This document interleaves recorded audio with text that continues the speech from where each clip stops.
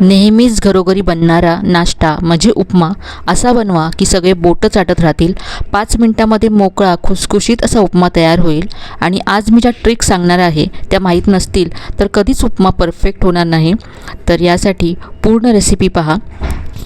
आणि याबरोबरच आपण मस्त अशी चटणीसुद्धा बनवणार आहोत. सुरुवात करूया. सगळ्यात आधी इथे मी गॅसवरती कढई गरम करत ठेवले. यामध्ये 1 कप रवा घालायचा आहे. तर इथे जाड रवा घेतला आहे. गॅसची फ्लेम अगदी मंद ठेवायची आणि मंद फ्लेमवरतीच रवा सतत असा हलवत भाजून घ्यायचा आहे.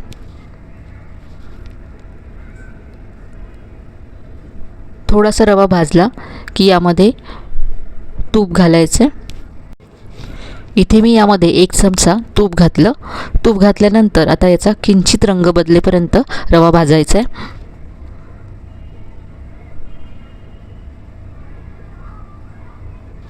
मंद फ्लेमवरतीच रवा भाजायचा म्हणजे सगळीकडे एकसारखा भाजला जातो. तर इथे पहा रवा भाजून झाला आहे. रव्याचा रंग बदलला आहे.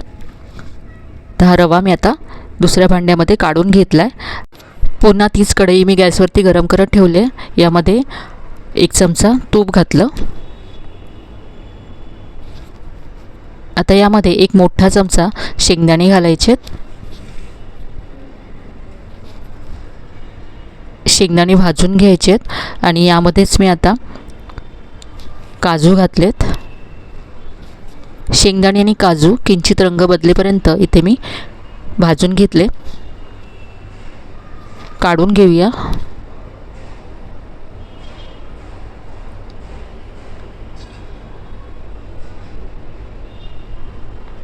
आता याच तुपामध्ये अर्धा चमचा मोहरी घालायची आहे.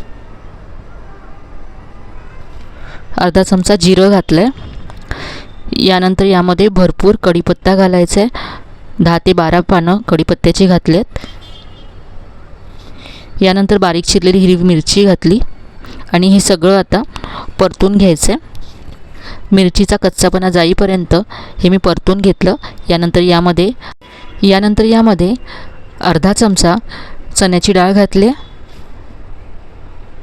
आणि अर्धा चमचा इथे उडदाची डाळ घातली.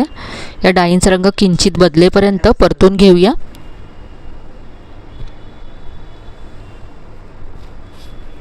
यामध्ये मी अर्धा चमचा जाडसर कुटून घेतलेली काळी मिरी घातली. काळी मिरीची चव खूप छान लागते यामध्ये, त्यामुळे नक्की घाला. आणि इथे किसलेलं आलं घातलं. पुन्हा सगळं एकत्र परतून घ्यायचं आहे.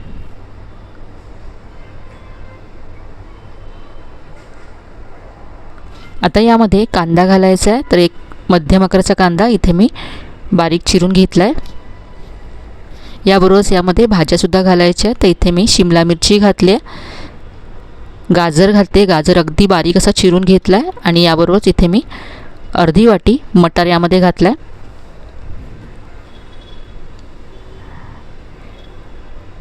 भाज्यासुद्धा एकत्र परतून घ्यायच्या आहेत. भाज्या परतून घेतल्यानंतर यामध्ये चवीप्रमाणे मीठ घालायचं आहे.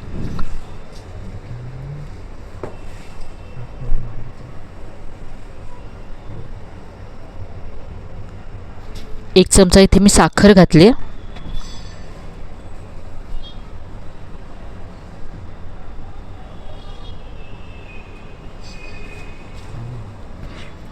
यामध्येच आता भाजलेला रवा घालायचा आहे.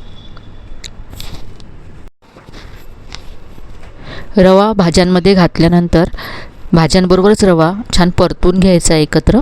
यामुळे उपमा मोकळा होतो आणि अजिबात चिकट होणार नाही उपमा.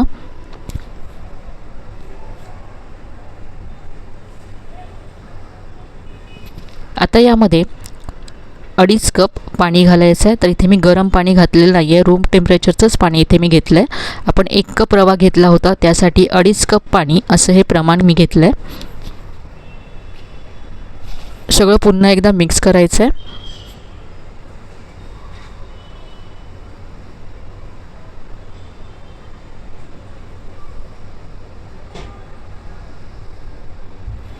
आणि आता झाकण ठेवून 2 मिनटं आपल्याला हे शिजवून घ्यायचं आहे. गॅसची फ्लेम मीडियम ठेवायची आहे.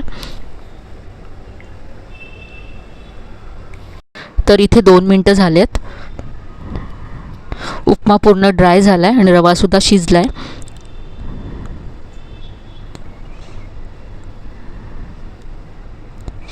आता यामध्ये एक सिक्रेट साहित्य घालायचं आपण, ज्याच्यामुळे रवा थंड झाल्यानंतर सुद्धा ओलसर राहतो, ड्राय होणार नाही अजिबात. तर इथे मी पाववाटी दही घेतले, आधी फेटून घेतले.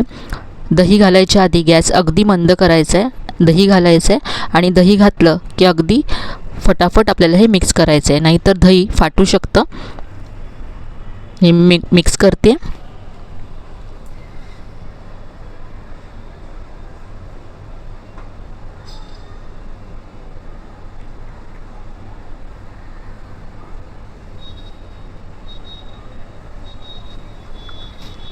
सगळं व्यवस्थित मिक्स केल्यानंतर भाजून ठेवलेले शेंगदाणे आणि काजू यावरती घालायचे आहेत आणि बारीक चिरलेली कोथिंबीर घालायची आहे.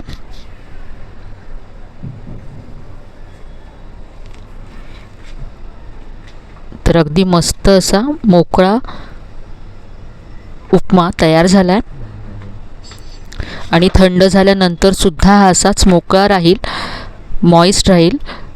गॅस बंद करायचा आहे आणि असंच झाकून हा 2 ते 3 मिनटं ठेवून द्यायचं आहे. तोपर्यंत आपण याबरोबर खाण्यासाठी चटणी तयार करूया. 1 वाटी खोबरं घेतलं आहे, 1 मोठा चमचा भाजलेली चण्याची डाळ घेतली आहे, थोडंसं आलं घालायचं आहे, 2 हिरव्या मिरच्या घातल्यात, थोडीशी चिंच घातली, चवीप्रमाणे मीठ घालायचं आहे आणि ही चटणी पाणी घालून वाटून घ्यायची आहे.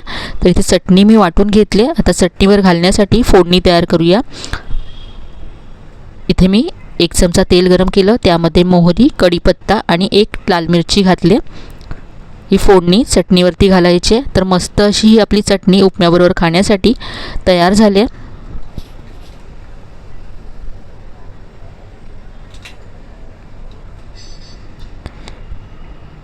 तर पहा, इथे 2 ते 3 मिनटानंतर मी झाकण काढलं आहे आणि पहा अगदी मोकळा झाला आहे उपमा. यावरती मी लिंबाचा रस पिळला आहे.